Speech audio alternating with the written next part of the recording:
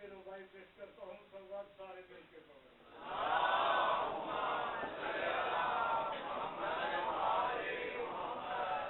غلمانو حورو قدسی او انسان کا امام، غلمانو حورو قدسی او انسان کا امام، حیدر ہے سارے عالم امکان کا امام۔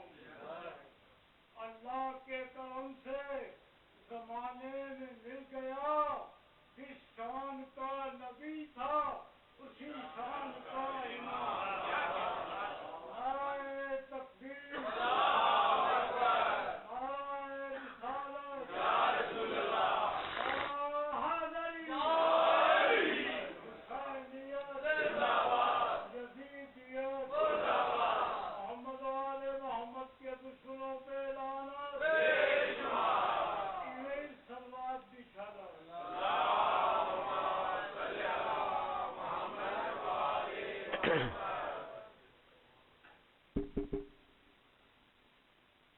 اعوذ باللہ من الشیطان اللعین الرجیم، بسم اللہ الرحمن الرحیم۔ الحمد للہ الذی ہدانا لہذا وما كنا لنهتدي لولا ان هدانا الله، والصلاة والسلام على أشرف الأنبياء والمرسلين خاتم النبيين سيدنا وشفيع ذنوبنا وطبيب نفوسنا وحبيب قلوبنا مولانا بالقاسم محمد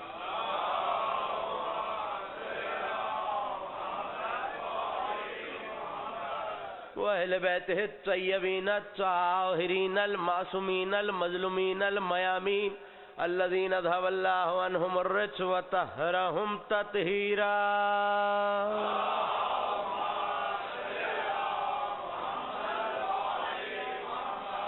ولعنة الله على أعدائهم ومنكر فزائلهم ومناقبهم الأجمعين من يوم عداوتهم وظلمهم إلى يوم الدين، أما بعد فقد قال الله سبحانه وتعالى في محكم كتابه المجيد وفرقانه الحميد وهو أصدق القائلين وقوله الحق: وتعاونوا على البر والتقوى ولا تعاونوا على الإثم والعدوان واتقوا الله إن الله شديد العقاب۔ صلوات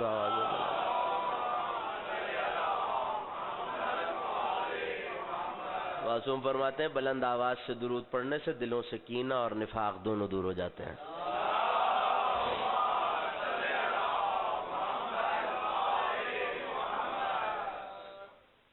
سلسلہ مجالس کی دوسری تقریر آپ حضرات امام بارگاہ امامیہ مشن میں سماعت فرما رہے ہیں بعنوان قرآن اور وسیلہ سیدۃ النسوان، اور جس گفتگو کو ہم نے بسلسلہ شہادت جناب بذات رسالت صدیقہ کبریٰ جناب فاطمہ الزہرا سلام اللہ علیہ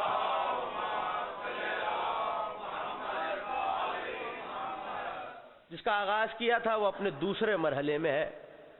کل گفتگو یہاں ٹھہر گئی تھی اور جس آیت کو سورہ مائدہ سے میں نے تلاوت کیا تھا، کلام مجید کا 5واں سورہ، دوسری آیت کا یہ آخری ٹکڑا ہے جہاں خدا یہ حکم دے رہا ہے کہ وَتَعَوَّنُوا عَلَى الْبِرِّ وَالتَّقْوَى وَلَا تَعَوَّنُوا عَلَى الْإِثْمِ وَالْعُدْوَانِ۔ دیکھو اے ایمان والوں، صاحبان ایمان سے خطاب ہے اور کہا یہ جا رہا ہے کہ ایک دوسرے کے ساتھ تعاون کرو، کوآپریٹ کرو، ایک دوسرے کی مدد کرو۔ کس چیز میں؟ تاکہ تم پہنچ جاؤ بر تک اور تقوی تک۔ دو الفاظ ہیں اور یقیناً کل اس پہ گفتگو ہوئی کہ بر کیا ہے اور تقوی کیا ہے۔ بر تک پہنچو، تقوی تک پہنچو، اور اس کے بعد یہ قدغن لگائی کہ دیکھو منع کیا کہ دیکھو بر اور تقوی تک جانے کے لیے تعاون کرنا، اسم اور عدوان تک جانے کے لیے تعاون نہ کرنا۔ اسم ترجمہ کرنے والوں نے ترجمہ کیا گناہ، عدوان، زیادتی، ظلم، تعصب. تو بر اور تقوی کل تک کے لیے، کل کی حد تک یہ کہا تھا کہ نیکی، مگر نیکی مکمل معنی نہیں ہے. نیکی کی طرف ایک دوسرے کو تعاون کرو، پہنچاؤ، تقوی کی طرف پہنچاؤ. اسم یعنی گناہ اور زیادتی اور ظلم تک نہ پہنچانا. اور یاد رکھو اللہ سے ڈرتے رہنا. کیوں؟ ان اللہ شدید العقاب، اللہ بہت شدید پکڑ کرنے والا ہے، گرفت کرنے والا ہے، عذاب دینے والا ہے. جہاں اہل ایمان کو خدا یہ حکم دے رہا ہے کہ ایک دوسرے کے ساتھ تعاون کرو، بر تک پہنچو، تقوی تک پہنچو. اور دیکھو اگر حاصل کر لو تو اپنے تک نہ رکھنا. میں نے بر حاصل کر لیا تو میں اپنے تک رکھوں، میں نے تقوی حاصل کر لیا تو اپنے تک رکھوں نہیں، ایک دوسرے کو بر اور تقوی تک پہنچاؤ. تو کل تقوی بتا چکا، تقوی نام ہے ولایت علی کا. تو ولایت علی تک صرف پہنچنا نہیں ہے، دوسرے مومنوں کو پہنچانا بھی ہے.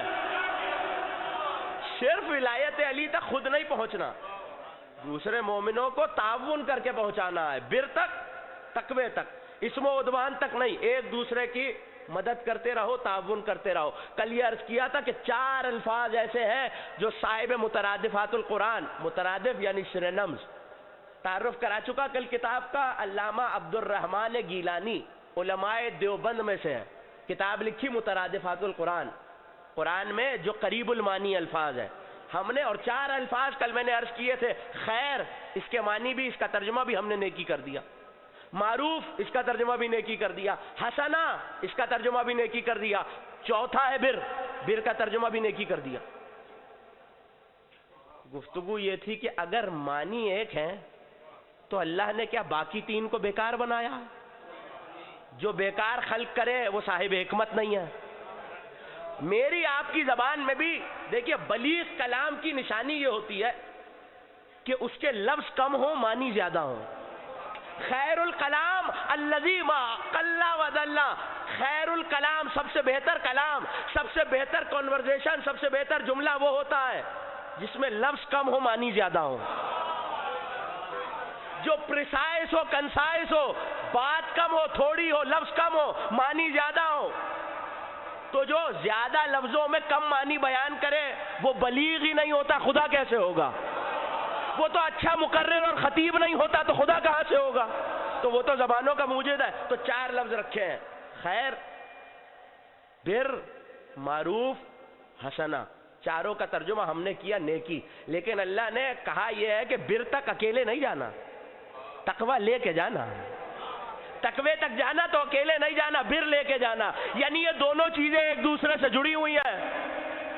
یہ دونوں چیزیں ایک دوسرے سے جڑی ہوئی ہیں. ان کے معنی الگ الگ ہیں، معنی پہ ابھی آ رہا ہوں. لیکن کل متقیوں کی ایک نشانی بتائی تھی میں نے آپ کو. اللہ یہ کہہ رہا ہے کہ تقوی والے وہ ہیں جو کسی غیب پہ ایمان رکھتے ہیں. الذین یؤمنون بالغیب. تقوی والے وہ ہیں جو کسی غیب پہ ایمان رکھتے ہیں. اور کسی قوم کو دیکھنا ہو تو اس کے پیشوا کو دیکھ لیجئے. تو تقوی والوں کو ڈھونڈنا ہو تو امام المتقین کو دیکھ لیجئے. تو صرف ایک ہی قوم ہے جو دن رات یہ اعلان کر رہی ہے اشہد ان امیر المومنین و امام المتقین. مذہب آل محمد کے ماننے والے ہی تو ہیں جو بتا رہا ہے ہمارا امام امام المتقین ہے. تو یہ نشانی تو آپ تک پہنچ گئی. اگر اجازت دے تو ایک اور نشانی آپ کے حوالے کر دوں. متقین سب متفق ہیں؟ آیت سنیے، سورہ مبارکہ جاسیہ 45واں سورہ. ارشاد ہوا ان الظالمین بعضهم اولیاء بعض.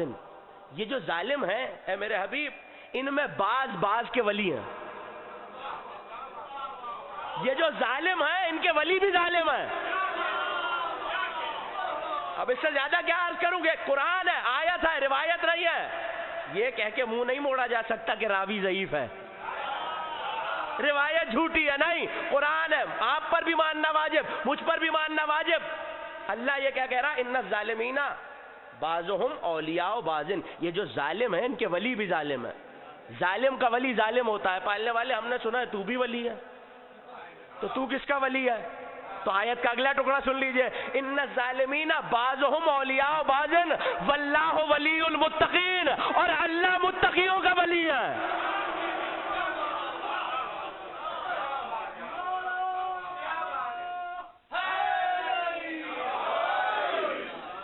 تو متقیوں کی ایک نشانی یہ پتا چلی کہ وہ اللہ ان کا ولی ہے، ظالم کا ولی. تو اب دو باتیں ہیں نا، اللہ نے متقی کی ضد، متقی کا اپوزٹ بتایا ہے. ایک متقی ہے، ایک ظالم ہے. تو کل بھی یہی عرض کیا تھا کہ اگر ضد سمجھ میں آ جائے تو دوسرا لفظ خود سمجھ میں آ جائے گا، تو ظالم سمجھ لیجئے، متقی سامنے آ جائیں گے. ظالم کا ولی ظالم. تو اب ایک ایک آیت کیا پڑھوں؟ آیت سنیے، سورہ مبارکہ بقرہ ہے. ارشاد ہوا ومن ازلم، اس سے بڑا. اب یہاں ظالم کا تذکرہ نہیں ہے، ازلم صیغہ مبالغہ ہے، افعل التفعیل کا صیغہ ہے. مطلب کیا ہے؟ ایک ہے کبیر. کیا مطلب ہے اس کا؟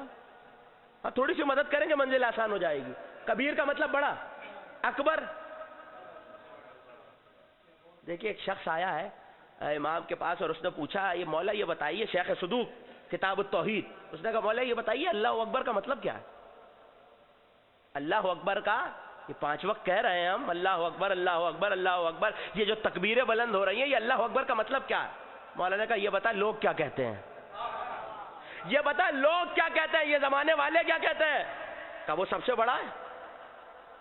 تو مسکرا کے کہنے لگے یہ بتا کسی کے بڑے ہونے کے لیے کوئی چھوٹا بھی ہونا چاہیے.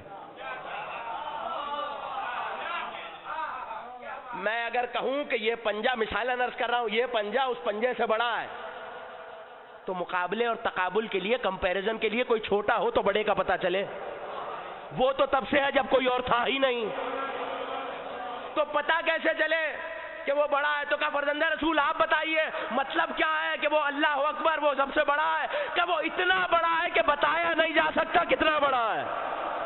اکبر کے معنی ہے، یہ صیغہ مبالغہ ہے اکبر. اسی طرح ایک لفظ عظیم، ایک لفظ اعظم، اتنا عظیم کہ بتایا نہیں جا سکتا. ایک لفظ مجید، ایک لفظ امجد، ایسا مجد والا جس کے مجد کی انتہا نہ ہو. تو ایسے ہی ہے ایک ظالم، ایک ہے ازلم، بہت زیادہ ظالم. اب آیت سن لیجئے، وَمَنْ أَظْلَمْ مَنْ كَتَمَ شَهَادَتُهُ مِنْ عِنْدِ اللَّهِ.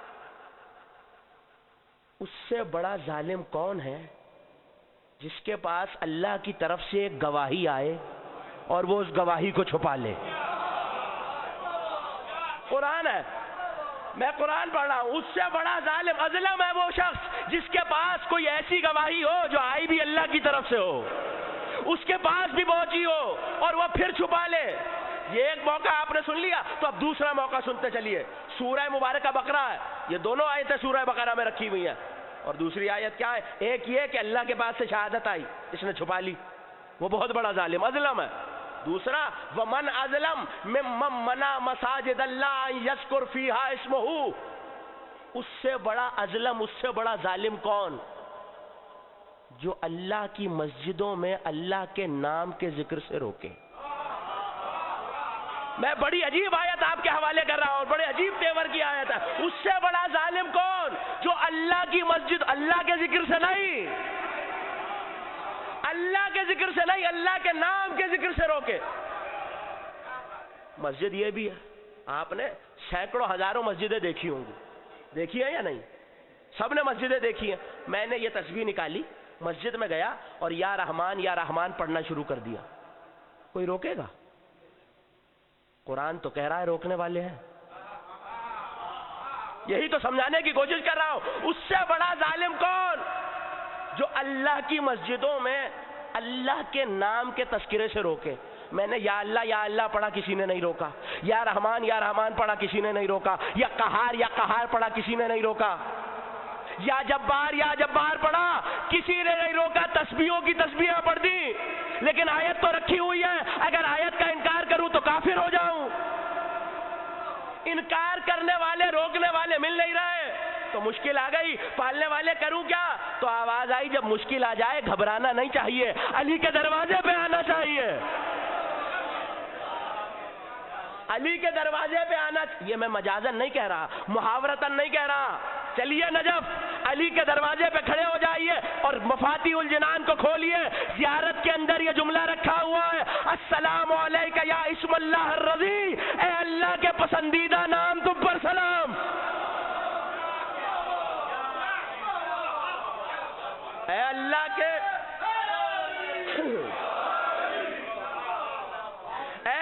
کے پسندیدہ نام تم پر سلام. اللہ کیا کہہ رہا ہے؟ اس سے بڑا ظالم کون جو اللہ کی مسجدوں میں اس کے نام کے تذکرے سے روکے. آپ کو پتا چلا ظالم کون ہے؟ وہی ظالم ہے جو مسجدوں میں علی علی کرنے سے روک رہا ہے.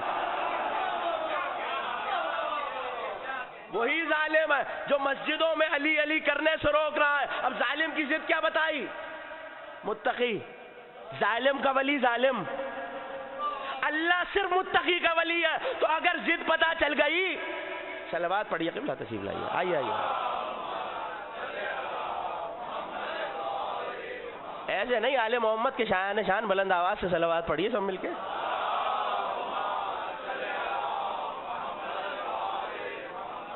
اگر ازلم وہ ہے جو علی کے تذکرے سے روک رہا ہے تو ضد کیا ہے؟ متقی. ظالم کا ولی ظالم، سورہ جاثیہ ہے. ظالم کا ولی ظالم، متقی کا ولی اللہ. اس کا مطلب ہے اگر ظالم علی سے روکنے والا تو پھر متقی علی علی کرنے والے کو کہتے ہیں. متقی علی علی کرنے والے کو کہتے ہیں. اور کل حدیث سنا چکا، تقوی نام ولایت علی کا. تو ایک نشانی اور آپ کو پتہ چل گئی. دیکھیے اصول وہی ہے، اصول وہی ہے جو آیا تطہیر میں رکھا ہوا ہے.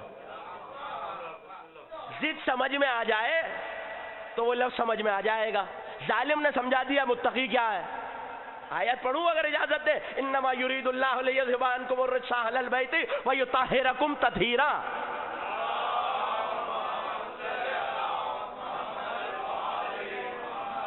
کیا کہا خدا نے؟ ہم نے تمہیں پاک کیا. اللہ کا ارادہ یہ ہے کہ تمہیں پاک کر دے. کیسا؟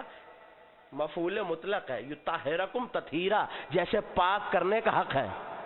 لیکن یہ پاک کرنے کا پروسیس کیا تھا، طریقہ کیا تھا؟ کہ ہم نے رجس کو تم سے دور کر دیا. ہم نے رجس کو تم سے دور کر دیا. میں پھر جملہ کہہ دیتا ہوں، ہم نے رجس کو تم سے دور کر دیا. تو اب اگر رجس پہچاننا ہو تو یہ دیکھا جائے جو آل محمد سے جتنا دور ہے، جو آل محمد سے جتنا دور ہے وہ اتنا زیادہ رجس ہے. دیکھیے اللہ ہمیشہ معیار کا خیال رکھتا ہے. اگر ان کے دشمن کو پرکھنا ہو تو یہ تصور کر لیجئے یہ پاک کتنے ہیں. کر سکتے ہیں؟ نہیں کر سکتے. تو پھر یہ بھی نہیں سمجھ آ سکتا ان کا دشمن نجس کتنا ہے. یہ جتنا پاکیزہ ہے تو جو ان سے جتنا دور ہوگا وہ اتنا زیادہ رچ ہے. یہ پاکیزہ ہے، جیسے پاک کرنے کا حق ہے. تو کل یہ بتایا تھا کہ خیر العمل کیا ہے؟ بر فاطمہ و ولدہا. خیر یہ ہے کہ سیدہ اور ان کی آل سے محبت رکھی جائے. تو ضدوں پہ تو گفتگو ہے. خیر کی ضد آپ مجھ سے بہتر جانتے ہیں. خیر کے مقابلے میں شر ہوتا ہے. اگر سیدہ خیر ہے تو دشمن سیدہ شر ہے. جو جتنا سیدہ سے دور ہے وہ اتنا بڑا شر ہوتا ہے.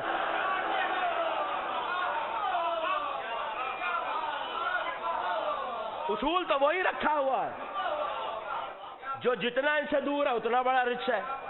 تو اگر یہ خیر ہے تو جو جتنا ان سے دور ہے وہ اتنا بڑا شر ہے. یہ خیر ہے، ان کا دشمن شر ہے. ایک موقع یاد دلاؤں، سب نے یہ موقع دیکھا ہوا. میں اشارہ کروں گا آپ جلدی سے پہنچ جائیں گے. جنازہ رکھا ہوا ہے، قبلہ جنازہ پڑھا رہے ہیں. ایسے میں جنازہ پڑھتے پڑھتے آپ نے کہا اللہم لا نعلم منہ الا خیرا. پالنے والے میں میت ہاذا سے خیر کے سوا کچھ نہیں جانتا. پالنے والے یہ خیر والا ہے. خیر ہے سیدہ اور ان کی آل سے محبت. ہم گواہی دیتے ہیں یہ سیدہ اور ان کی آل سے محبت کرنے والا تھا. اگر گواہی عمل کی ہے قبلہ تو میں نے تو نماز پڑھتے نہیں دیکھا تھا.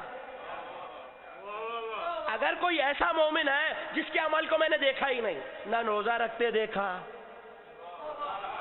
نہ کبھی جماعت میں آتے دیکھا، نہ کبھی صدقہ خیرات کرتے دیکھا، مگر پتا ہے کہ مومن ہے. اور ایسا صاحب جنازے میں کھڑے ہو کے کہہ رہے ہیں لا نعلم منہ الا خیرا، پالنے والے میں اس سے خیر کے سوا کچھ نہیں جانتا. تو اتنا بتا دیجئے کیا میں خدا کی بارگاہ میں جھوٹی گواہی دے رہا ہوں؟ دیکھیے اگر تو جانتا ہوں تو بات ٹھیک ہے، اگر نہیں جانتا تو کیا میں، اور یہ سنت واجب ایسا عمل ہے کہ اگر واجب کفائی اگر ایک کر لے تو سب معاف، ایک بھی نہ پڑھے تو سب پہ گناہ. تو پڑھنا تو ہر ایک پہ واجب ہو گیا نا، نہ پڑھوں تو گناہ آ جائے گا کوئی نہ پڑھے، اور سب پہ آئے گا، ایک نہ پڑھ لی تو سب کے سر سے معاف. تو کہہ تو رہا ہوں لا نعلم منہ الا خیرا، میں نے نہ نماز پڑھتے دیکھا تھا نہ روزہ رکھتے دیکھا تھا. کہہ رہا ہوں، صحیح کہہ رہا ہوں یا غلط؟ صحیح کہہ رہا ہوں. اگر صحیح کہہ رہا ہوں تو آپ نے خود فیصلہ کر دیا کہ لا نعلم منہ الا خیرا عمل کی گواہی نہیں، عقیدے کی گواہی ہے. تو مجھے جو پیغام دینا تھا دے دیا. یہ عمل کی گواہی نہیں ہے، عقیدے کی گواہی ہے. ہم گواہی دیتے ہیں یہ سیدہ سے مودت رکھنے والا تھا. یہ نہیں ابھی بھی بات پہنچی نہیں ہے. آیت سن لیجئے، بلکہ آیتیں سن لیجئے، بلکہ سورہ سن لیجئے. سورہ مبارکہ زلزال، اذا زلزلت الارض زلزالہ واخرجت الارض اثقالہ وقال الانسان ما لہا یومئذ تحدث اخبارہا بأن ربہا اوحی لہا. اس دن جب زمین زلزلے میں لائی جائے گی، وہ اپنے بوجھ نکل کے پھینکے گی. اس کے اندر جو کچھ ہے، مردے، معدنیات، جو کچھ زمین میں اپنے بوجھ اگل دے گی، زلزلے میں آ جائے گی. وقال الانسان ما لہا، اس دن ایک انسان اسے تھپک تھپک کے کہے گا تجھے کیا ہو گیا ہے. وقال الانسان ما لہا، ایک انسان اس سے کہے گا تجھے کیا ہو گیا ہے. بالکل ایسے ہی جیسے چھوٹا بچہ غصے میں آ جائے تو کوئی بڑا کمر دھپک کے کہتا ہے تجھے کیا ہو گیا ہے، ٹھہر جا، آرام سے ہو جا. کیسا منظر ہے، قرآن بتا رہا ہے. زمین زلزلے میں جلال میں ہل رہی ہے، اپنے بوجھ اٹھا کے پھینک رہی ہے، اور ایسے میں کوئی اسے تھپک کے سمجھا رہا ہے تجھے کیا ہو گیا ہے. میں جن تک ابھی بھی لفظ نہیں پہنچا یہ بتا دوں، تراب زمین کو کہتے ہیں. تو سمجھانے والا بھی ابو تراب ہونا چاہیے.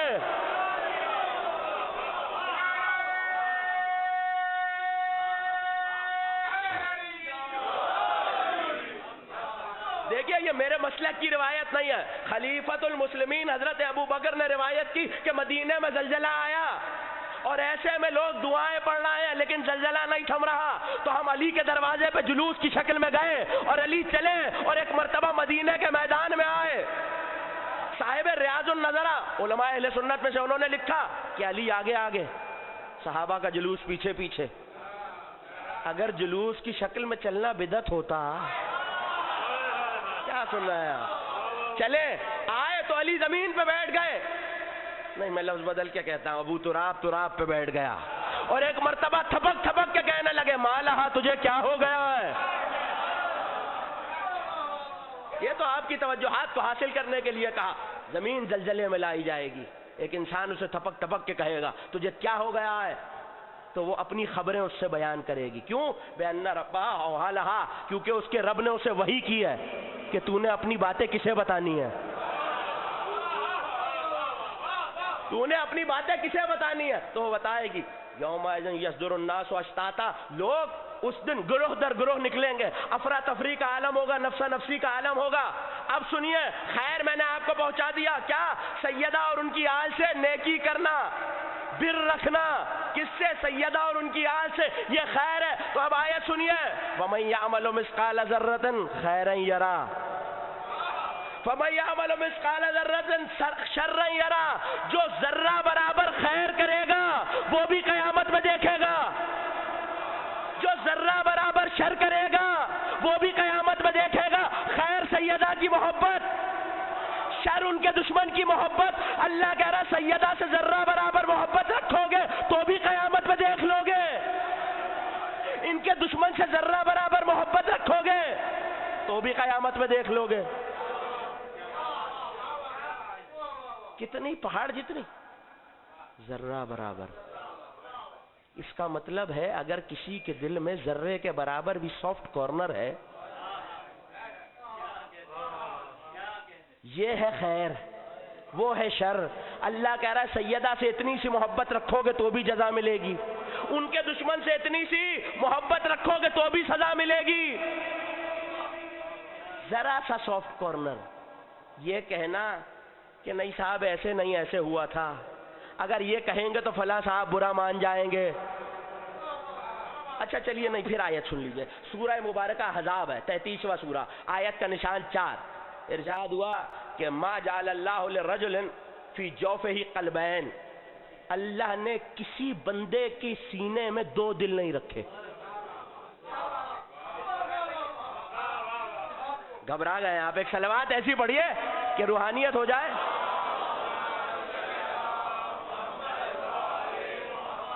بات تو پریشان تو نہیں ہو رہے میری باتوں سے؟ میں نے کیا عرض کیا؟ سورہ احزاب ہے، آیت کا نشان 4، اللہ نے کسی بندے کے سینے میں دو دل نہیں رکھے۔ یہ کیا بتانے کی بات ہے؟ بھائی بچہ جانتا ہے کہ انسان کا ایک ہی دل ہوتا ہے، تو یہ بتانے کی بات کیا ہے کہ پالنے والے تو نے کسی کے سینے میں دو دل نہیں رکھے؟ بھائی سب کو پتا ہے ایک ہی دل۔ دیکھیں میں اور آپ قیامت تک سر جوڑے بیٹھے رہیں، قرآن کی ایک آیت کے معنی نہیں کر سکتے، ایک حرف کے مطلب نہیں بتا سکتے، بتا وہی سکتے ہیں جن کے گھر میں اترا ہے۔ تو چلے ان کے دروازے پہ، ایک شخص آیا ہے میرے اور آپ کے چھٹے امام صادق آل محمد علیہ السلام، آیا اور آ کے کہنے لگا حضرت یہ بتائیے فرزند رسول کہ یہ اللہ کیا کہہ رہا ہے کہ اللہ نے کسی سینے میں دو دل نہیں رکھے؟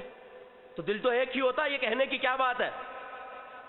کہ تو بتا کہ سرکار آپ کے دروازے پہ کیوں آتا اگر جانتا؟ کہ اللہ نے اسی لیے قرآن کے معاملے میں امت کو آل محمد کا محتاج رکھا ہے۔ ہمارے دروازے پہ آؤ اور تفسیر سنو کہ فرزند رسول ارشاد فرمائیے تفسیر کیا ہے کہ ایک سینے میں دو دل نہیں ہوتے، کا امتحان لے کے دیکھ لے۔ اللہ یہ بتانا چاہ رہا ہے اس نے ہماری محبت اور ہمارے دشمن کی محبت کو ایک سینے میں جمع نہیں کیا۔ ہماری محبت، ہمارے دشمن کی محبت ایک سینے میں ایک دل میں جمع نہیں ہو سکتی۔ ہماری محبت، ہمارے دشمن کی محبت ایک دل میں نہیں آ سکتی۔ نہیں مطلب کیا ہے؟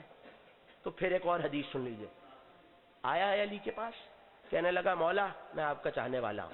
ایک حدیث کل آپ کو سنائی اور ایک آج سنیے، آپ کا چاہنے والا ہوں۔ کہا اچھا ہمارا چاہنے والا ہے، یہ بتا ہمارے دشمنوں کے بارے میں کیا رائے رکھتا ہے؟ ہمارے دشمنوں کے بارے میں کیا رائے رکھتا ہے؟ کہ مولا امتحان کیسے لوں دل کا؟ نفرت تو کرتا ہوں۔ کا ایک میزان لگا، ایک ترازو لگا۔ ترازو تو سمجھتے ہیں نا، جس پہ بیلنس کیا جاتا ہے، جس پہ ناپ تول کی جاتی ہے۔ ایک ترازو لگا۔ کہ مولا اچھا ترازو لگا لیا، پھر کیا کروں؟ کہ ایک پلڑے میں ہماری محبت کو اور ولایت کو رکھ۔ توجہ کیجئے گا، بڑا اہم پیغام آپ کے حوالے کر رہا ہوں۔ ایک پلڑے میں ہماری ولایت و محبت کو رکھ، دوسرے میں کیا رکھ؟ ہمارے دشمن سے نفرت کو رکھ۔ اب اس کا اصول کیا ہے؟ جو چیز بھاری ہوتی ہے وہ نیچے آ جاتی ہے، جو ہلکی ہوتی ہے وہ اوپر اٹھ جاتی ہے۔ کہ مولا پھر کیا کروں؟ ایک میں ولایت رکھ دی، ایک میں نفرت رکھ دی۔ کہ مولا اگر دونوں برابر ہوں، کہاں پھر کہا جا سکتا ہے تو مومن ہے؟ تعریف نہیں کر رہے، کہا جا سکتا ہے کہ تو مومن ہے۔ کہ مولا اگر ولایت نیچے آ جائے، بھاری ہو جائے اور نفرت ہلکی ہو جائے تو مسکرا کے کہنے لگے پھر تو مومن نہیں ہے۔ حوالے کی ذمہ داری سے اگر پھر تو مومن نہیں ہے، کہ مولا پھر مومن ہونے کی نشانی کیا؟ کہ نشانی ہے ولایت ہلکی لگنے لگے، نفرت زیادہ لگنے لگے۔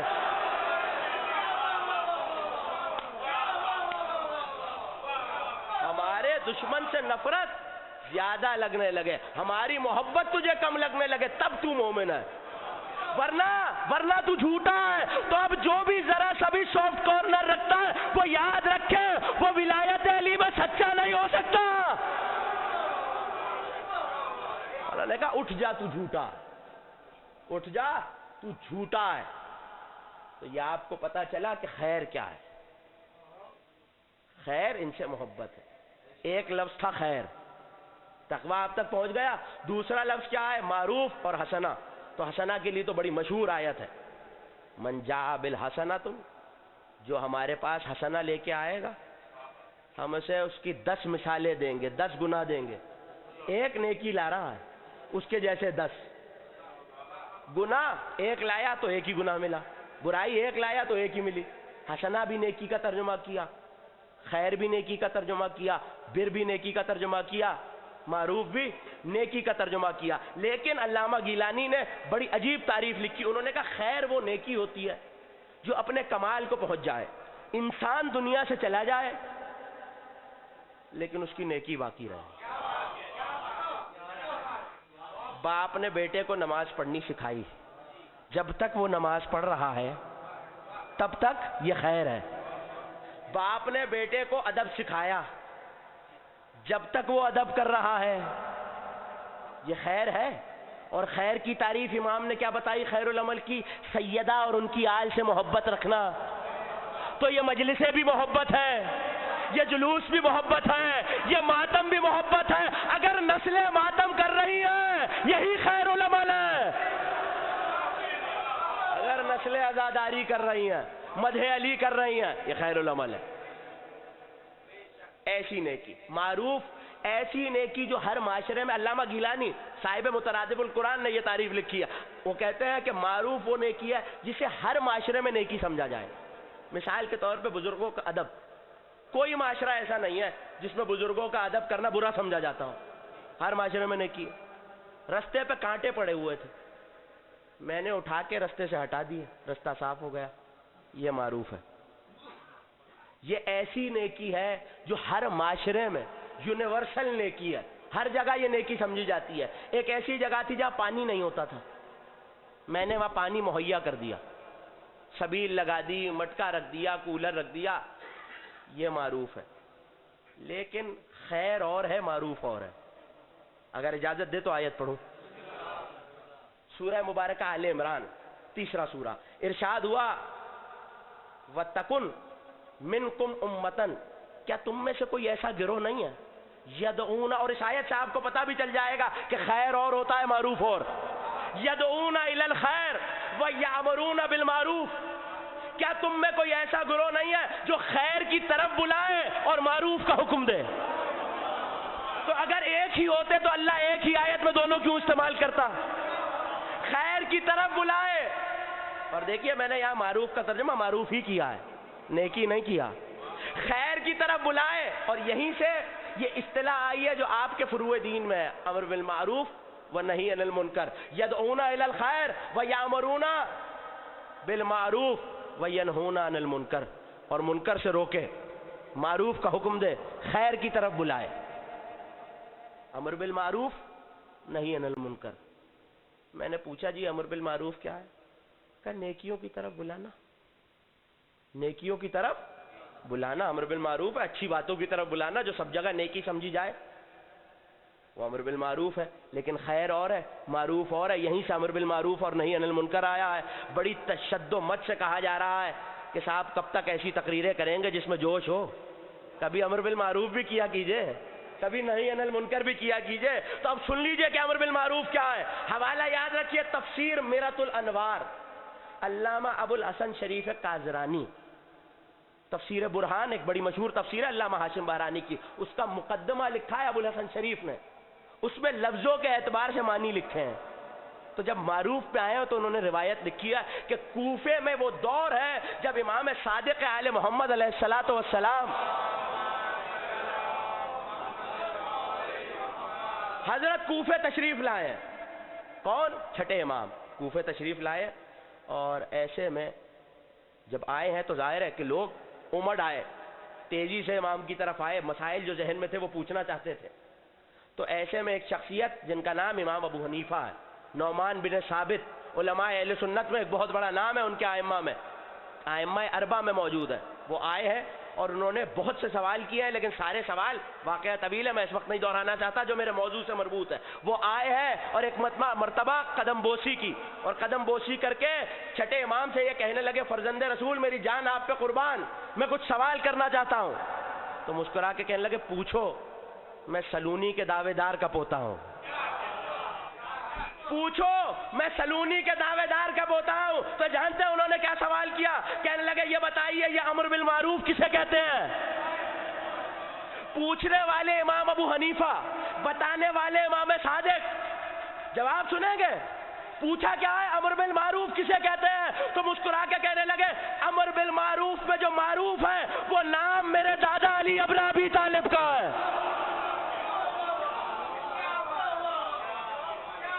حوالہ میں نے دے دیا آپ کو، جسے دیکھنا ہو میرے پاس آ جائے. معروف زمین و آسمان میں علی کو کہتے ہیں. معروف زمین و آسمان میں علی کو کہتے ہیں. اللہ کیا کہہ رہا ہے؟ امر بالمعروف، معروف کا حکم دو. تو جب انہوں نے یہ پوچھا ہے کہ معروف کیا ہے تو نہی عن المنکر بھی تو پوچھا ہوگا. جدوں ہی سے تو تقریر شروع ہوئی تھی. اب اگر معروف علی ہے تو منکر کیا ہوگا؟ تو امام صادق سے پوچھا پھر منکر کیا ہوتا ہے؟ تو مسکرا کے کہنے لگے جو علی اور زہرا کا دشمن ہے. جو علی اور زہرا کا دشمن ہے. تو امر بالمعروف نہی عن المنکر، علی کی طرف بلانا، ان کے دشمن سے روکنا، امر بالمعروف نہی عن المنکر. اب موقع سن لیجئے. ہر شب جمعہ حسین کی زری کی طرف منہ کر کے آپ کہہ رہے ہیں اشہد ان قد اقمت الصلاۃ وآتیت الزکاۃ وامرت بالمعروف ونہیت عن المنکر. مولا آپ کربلا امر بالمعروف کرنے گئے، نہی عن المنکر کرنے گئے. اب ترجمہ کیا ہوگا؟ علی کی طرف بلانے گئے، علی کے منکر سے روکنے گئے. تو اب یہ سوال نہ ہو کہ کربلا کا مقصد کیا تھا. مجھے جو بین السطور کہنا تھا میں نے کہہ دیا. کربلا کا مقصد اگر کچھ تھا علی کی طرف بلانا بتا رہا ہے کہ امت علی کی طرف نہیں تھی. بلانا بتا رہا ہے. امر بالمعروف، معروف آپ تک پہنچ گیا، خیر آپ تک پہنچ گئی. اللہ نے کسی دل میں کل حدیث سنائی تھی لا تقبل الاعمال الا بالولایہ. کسی کا عمل ولایت کے بغیر قبول نہیں ہے. ولا تقبل الولایہ الا بالبراءت. کسی کی ولایت تبرے کے بغیر قبول نہیں ہے. ولایت جو خود وسیلہ ہے عمل کی قبولیت کا، اس کا وسیلہ مودت سیدہ ہے. اور یہی موضوع گفتگو ہے جس کا آغاز کیا اور وہ مسلسل مراحل میں داخل ہو رہی ہے کہ سیدہ وسیلہ ہے ولایت کا. دو لفظ آپ تک پہنچ گئے، ایک خیر ایک معروف. تیسرا لفظ حسنہ. جو ہمارے پاس حسنہ لائے گا ہم اسے 10 برابر دیں گے. نیکی ایک، ترجمہ کرنے والوں نے یہی تو ترجمہ کیا نیکی. تو ایک نیکی لاؤ تو 10 ملیں گی، ایک نیکی لاؤ 10 ملیں گی. گناہ ایک لاؤ تو ایک. اچھا اگر نیکی ہی ہے تو دوسری آیت سن لیجیے، اجازت ہے؟ اذا جاء الحسنات یذہبن السیئات. جب حسنہ آ جاتا ہے تو گناہ چلے جاتے ہیں. نہیں آپ نے داد دی، میں شکر گزار ہوں، مگر میرے ایک چھوٹے سے سوال کا جواب دیجیے. اپنا سمجھ کے آپ سے سوال کر رہا ہوں. نیکی آئی، حسنہ آیا، گناہ چلے گئے. اب طریقہ تو یہ ہے کہ میں نے اگر گناہ کیا تو گناہ لکھ لیا ایک نے، ایک نیکی لکھ رہا ہے، تو گناہ بھی لکھا ہوا ہے نیکی بھی لکھی ہوئی ہے. نیکی آنے سے گناہ چلا تو نہیں گیا. نامہ عمل کا قانون یہی ہے نا، ورنہ قیامت میں تلیں گے کیسے؟ گناہ بھی لکھا ہوا ہے نیکی بھی لکھی ہوئی ہے، مگر قرآن یہ کہہ رہا ہے نیکی آتی ہے، حسنہ آتا ہے، گناہ چلے جاتے ہیں. اس کا مطلب ہے یہ ان نیکیوں کی بات نہیں ہے، یہ کوئی اور حسنہ ہے. تو روایت میرے مسلک کی نہیں ہے. امام خارزمی علماء اہل سنت میں سے انہوں نے لکھا کہ بھری مسجد نبوی میں نبی کی نظریں ابو طالب کے نور نظر پہ آ کے رک گئیں. جو لفظ سننا جانتے ہیں وہ تو میرے ساتھ بولے. نبی کی نظریں ابو طالب کے نور نظر پہ رک گئی اور ایک مرتبہ علی کی طرف دیکھ کے کہا یا علی حبو کا حسنۃ، یا علی تمہاری محبت وہ حسنہ ہے جس کے بعد کوئی گناہ نقصان نہیں پہنچاتا.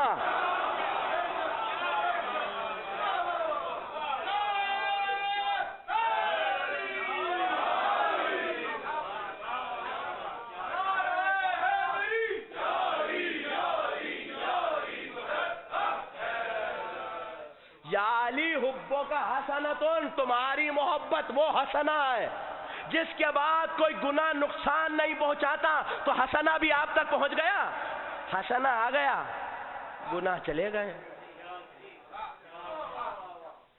حسنہ آ گیا، علی کی محبت آ گئی۔ صرف یہ نہیں کہا، بھری پڑی ہے اس سے قریب المانی حدیث، کیا؟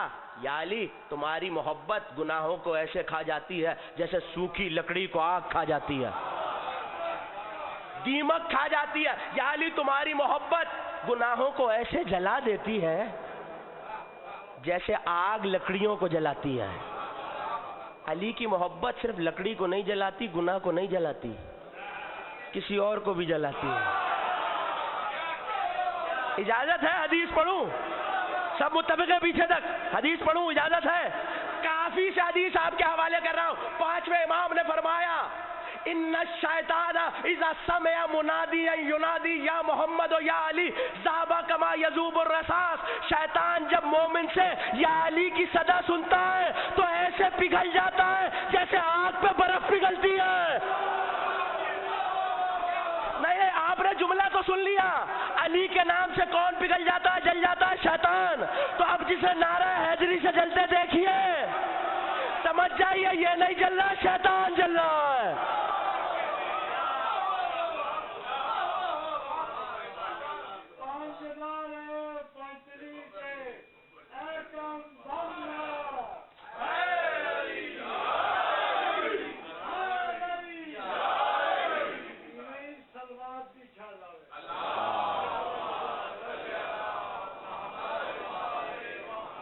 صلاۃ اور صلوات باجماعت پڑھی جائے تو ثواب زیادہ ہوتا ہے۔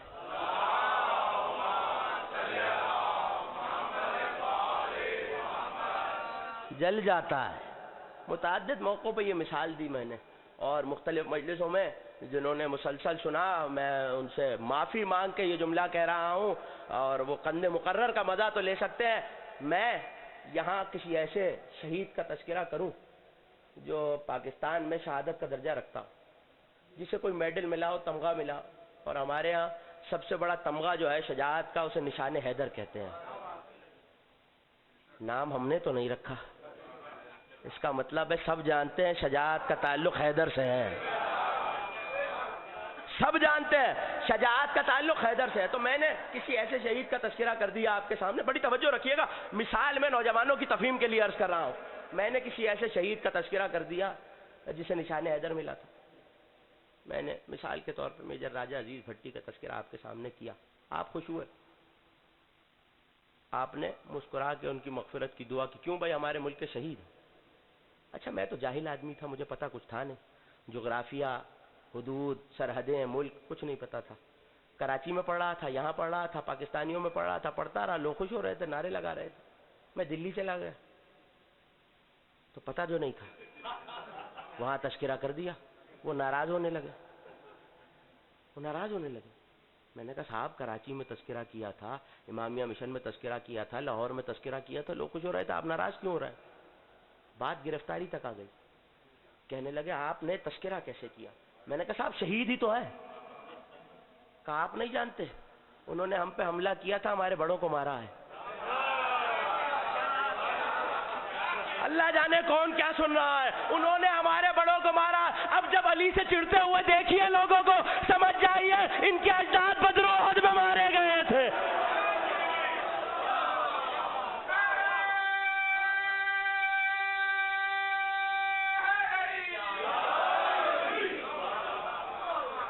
یا علی حبو کا حسنۃ، تمہاری محبت حسنہ ہے۔ تین وہ لفظ بر کے معنی آج نہیں عرض کر رہا، کل سے بر کے معنی پہ گفتگو کروں گا۔ یا علی تمہاری محبت وہ حسنہ ہے جو گناہوں کو کھا جاتی ہے، اس کے بعد کوئی گناہ نقصان نہیں دیتا۔ یا علی تمہارا بغض وہ گناہ ہے جس کے بعد کوئی نیکی فائدہ نہیں دیتی۔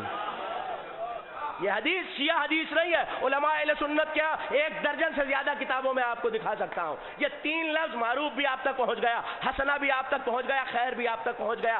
چوتھا لفظ ہے بر، اور کل یہ آیت پڑھی تھی کہ لیس البر ان آتوا بیوتا بابوابہا بظہورہما، گھروں میں من ظہورہا پشت کی طرف سے آنا بر نہیں ہے، کوئی نیکی نہیں ہے۔ یہ نیکی نہیں ہے کہ تم پشت کی طرف سے گھروں میں آؤ، ولیکن البر من اتقى، بر تو یہ ہے کہ تم تقوی اختیار کرو. تو مسلسل یہی گفتگو ہے کہ بر اور تقوی جڑے ہوئے ہیں. اور آگے کہا کہ بر یہ ہے کہ تم دروازوں سے آؤ، دروازوں سے آؤ، جو رستہ ہم نے بتلایا اس رستے سے آؤ. تو کل دروازہ تو آپ تک پہنچ گیا نا، میرا اور آپ کا دروازہ نہیں، میرا اور آپ کا تلاش کیا ہوا دروازہ نہیں، وہ دروازہ جہاں مسجد جاتے ہوئے بھی نبی سلام کرے، مسجد سے آتے ہوئے بھی سلام کرے، تو وہ دروازہ سیدہ ہے. لیکن ایک اور آیت سورہ احزاب میں رکھی ہوئی ہے، اور وہ آیت کیا ہے؟ وہ آیت یہ ہے کہ یا ایھا الذین آمنوا، پھر خطاب ایمان والوں سے ہے. لا تدخلوا بیوت النبی، دیکھو نبی کے گھروں میں داخل نہ ہونا، الا ان یؤذن لکم، جب تک کہ تمہیں اجازت نہ مل جائے. در تو دکھا دیا ہے، لیکن یہ یاد رکھو در پہ بیٹھے رہنا، اندر جانے کی کوشش نہ کرنا. تمہاری حیثیت یہ ہے کہ تم در پہ بیٹھے رہو اور بغیر اجازت اندر نہ جاؤ. اب جملہ آپ کے حوالے کر رہا ہوں اور نہیں جانتا کہ کیسے سنیں گے. جو در پہ بیٹھا رہے وہ سلمان ہو جاتا ہے، جو بغیر اجازت چلا جائے وہ مروان ہو جاتا ہے.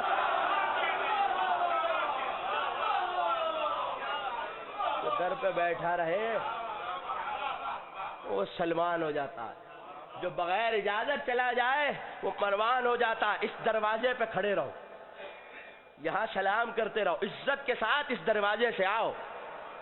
اپنے رستے نہ بنانا، جو رستہ ہم نے دکھایا ہے اس سے آؤ، لیکن جب تک اجازت نہ ملے در پہ کھڑے رہو. یہاں تک میں آپ کو ایک جملے کے لیے لایا ہوں. شہزادی کی ایک زیارت ہے، اور وہ زیارت علامہ مجلسی نے بہار الانوار کی جلد 100 میں، تہذیب الاحکام میں شیخ الطائفہ طوسی نے، اور انہوں نے ہی اپنی کتاب المزار مصباح المتحجج جو دعاؤں کی کتاب ہے اس میں لکھا. اور صاحب عوالم العلوم عبداللہ بن نور اللہ بہرانی، یہ علامہ مجلسی کے شاگرد ہیں، اور بہار کے بعد بہار سے بڑی کتاب انہوں نے بہار کی شرح میں لکھی ہے. چاروں کتابوں میں یہ زیارت موجود ہے. امام کے ایک پروتے ہیں، اور جسے آپ پڑپوتے کہتے ہیں، پروتے، وہ ان کا نام ہے محمد بن ابراہیم بن محمد بن عیسیٰ بن محمد العریضی. محمد بن ابراہیم بن محمد بن عیسیٰ العریضی کون ہے؟ چھٹے امام کے پروتے ہیں. وہ روایت کرتے ہیں، حوالے میں نے آپ کو دے دیے، وہ روایت کرتے ہیں کہ میں ابو جعفر محمد تقی جواد علیہ الصلوۃ والسلام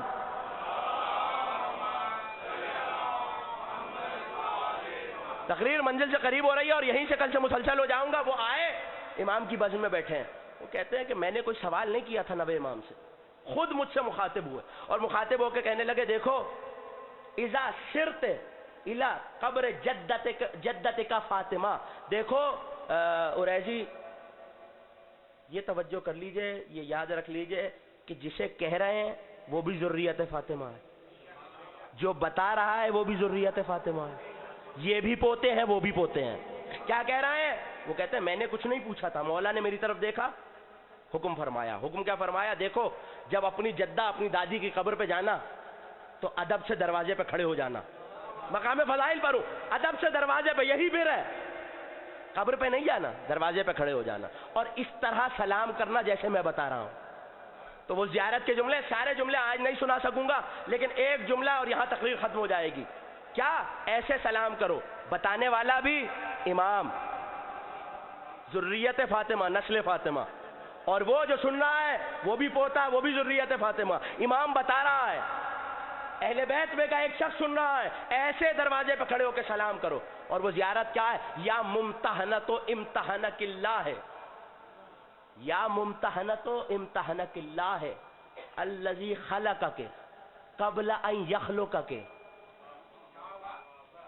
اے وہ امتحان دینے والی بی بی، توجہ رکھیے گا، ایک ایک جملے پہ جملہ ضائع نہ کیجیے گا. اے وہ امتحان دینے والی بی بی جس کا امتحان اس نے لیا، جس نے اسے خلق کیا یعنی اللہ نے، لیکن امتحان کب لیا؟ قبل ان یخلقک، جب آپ کو خلق کیا اس سے پہلے امتحان لے چکا تھا. جب آپ کو خلق کیا اس سے پہلے امتحان لے چکا تھا. نہیں میرے نوجوان بھائی اور دوست مجھے حیرت سے دیکھ رہے ہیں کہ ابھی خلق نہیں ہوئی، وجود ہی نہیں ہے تو امتحان کیسے؟ تو اب تھوڑی سی آپ کی مدد کی ضرورت ہے. منزل بالکل آسان ہو جائے گی، تقریر ختم ہو گئی. یہ بتائیے کہ 14 سے پہلے کچھ تھا؟ صرف اتنے سے لوگوں کا عقیدہ. اب بولیں گے تو بات بنے گی. بولنے سے ہوتا کچھ نہیں ہے, انسان کا قبیلہ پہچانا جاتا ہے. سب کا عقیدہ یہی ہے, ان سے پہلے کچھ نہیں تھا, بس معبود تھا, اللہ تھا, ان کا خالق تھا, اور کچھ بھی نہیں تھا. ایک شخص آیا علی کی بزم میں اور آ کے کہنے لگا, مولا یہ بتائیے آپ کا دعویٰ ہے ہم سے پہلے نہ کان تھا, نہ مکان تھا, نہ عرش, نہ کرسی, نہ بشر, نہ جنت, نہ جہنم, کچھ نہیں تھا. مولا مسکرائے اور کہنے لگے, کانا ازلا کانا, ہم سے پہلے اس وقت کی بات ہے جب تھا بھی نہیں تھا. میں نے آہستہ سے کہا, آپ نے آہستہ سے سن لیا, جب تھا بھی نہیں تھا ہم تھے. کا مولا انسانیت بھی نہیں تھی؟ کا نہیں. بشریت بھی نہیں تھی؟ کا نہیں. کا مولا کوئی شے نہیں تھی؟ کا نہیں. کا فرشتے بھی نہیں تھے؟ کا نہیں. کا جنت بھی نہیں تھی؟ کا نہیں. کا عرش بھی نہیں تھا؟ کا نہیں. کا کرسی بھی نہیں تھی؟ کا نہیں. کا مولا پھر آپ کی توجہ کا پھر کس شے سے؟ مسکرا کے کہنے لگے, جاہل تو نے پھر شے کا نام لے لیا, تو نے پھر شے کا نام لے لیا. ہم سے پہلے بس وہ تھا جو لا شے, جو شے کے مقابلے میں لا شے کچھ نہیں تھا. پھر مثال میں عرض کر دوں, میں نے کتاب میں حدیث پڑھی, میں نے کتاب میں حدیث پڑھی, یاد ہو گئی. اب مجھ پہ واجب ہے کل کی مجلس میں پڑھوں؟ واجب ہے؟ کل پڑھ سکتا ہوں, پرسوں پڑھ سکتا ہوں, پاکستان جا کے پڑھ سکتا ہوں, سال بھر بعد پڑھوں, 10 سال بعد پڑھوں یا نہ پڑھوں. دوسری مثال دے دوں, یہاں شعر کہنے والے حضرات تشریف فرمائے, کاشف صاحب تشریف فرمائے, میں نے مصرع باندھ لیا اپنے ذہن میں, شعر کہہ لیا. اب یہ میری مرضی ہے کہ میں آج کاغذ پہ اتار دوں, کل اتار دوں, 1 سال بعد, 10 سال بعد, یا نہ اتاروں. ابھی علی نے کہا کہ تو نے پھر شے کا نام لیا, شے تو تھی ہی نہیں. کہ پھر رہتے کہاں تھے؟ کہ کننا موجودین فی غامض علم اللہ, ہم اپنے اللہ کے علم کی گہرائیوں میں رہتے تھے. اس کا جب دل چاہا بنا دیا, ظاہر کر دیا. جیسے مصرع میرے ذہن میں تھا, میں نے جب چاہا اتار دیا. تو یہ بھی تھیں, امتحان دے چکی تھی. شہزادی کا ایک لقب ہے ممتحنہ, امتحان دی ہوئی. لیکن جس جملے کے لیے میں نے آپ کو زحمت دی, وہ جملہ یہ ہے, یا ممتحنہ تو امتحنک اللہ الذی خلقک قبل ان یخلقک ولما امتحنک وجدتک صابرۃ. جب اس نے آپ کا امتحان لیا بنانے سے پہلے, تب بھی آپ کو صابرہ پایا, صبر کرنے والا پایا. دروازے پہ کھڑا ہے پوتا, ادب سے کھڑا ہوگا اور کہہ رہا ہے, بی بی انزامنا نحن اولیاء, ہمارا یہ زام ہے, ہم یہ گمان رکھتے ہیں ہم آپ سے محبت کرتے ہیں. پوتا کہہ رہا ہے, کس ادب سے کھڑا ہوا ہوگا, اور وہ منظر یاد کر رہا ہوگا کہ جہاں آج میں ادب سے کھڑا ہوں, برسوں پہلے یہاں آگ لائی گئی تھی.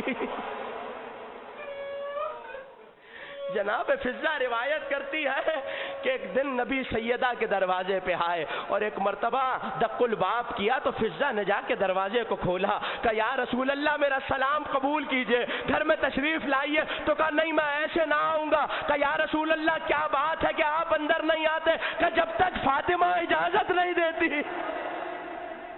ہاں آپ کی آوازیں بلند ہو گئی عزاداروں, کوشش کیجئے گا کہ بلند آواز سے گریہ کیجئے. آپ کی یہ آوازیں خدا مقدمہ سیدہ میں شمار فرمائے گا.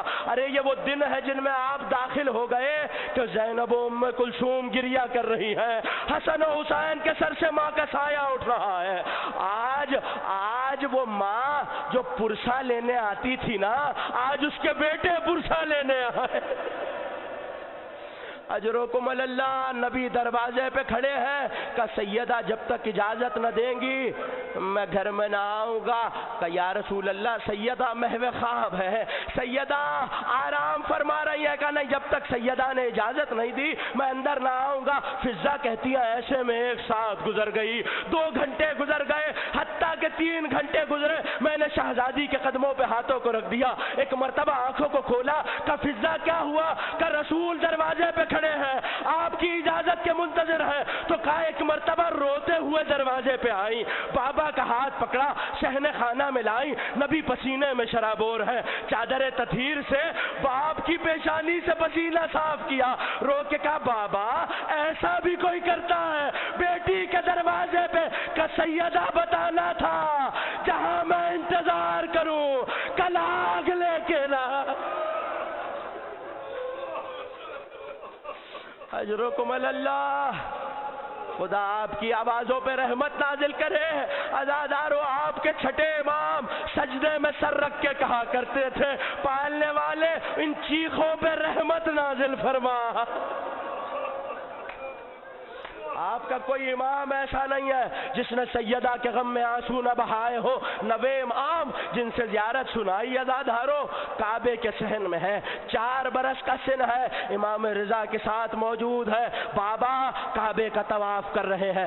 ایسے میں جب امام رضا واپس آئے تو 4 برس کے محمد تقی بیٹھے ہوئے ہیں، سر میں خاک ڈالتے جاتے ہیں، سر پیٹ کے روتے جاتے ہیں۔ تو ایک مرتبہ باپ سے دیکھا نہ گیا، کہ بیٹے ایسا کیا ہو گیا ہماری زندگی میں یہ آنسو؟ کہ بابا یہ سوچ کے رو رہا ہوں 18 برس کے سن میں دادی پہ کتنی مصیبتیں گزرے۔ اجرکم اللہ۔ کل کی مجلس میں آپ نے سنا سیدہ دن رات نبی پہ گریہ کیا کرتی تھی۔ امام کی حدیث ہے 5 رونے والے کائنات میں ایسے ہیں جنہوں نے بہت گریہ کیا۔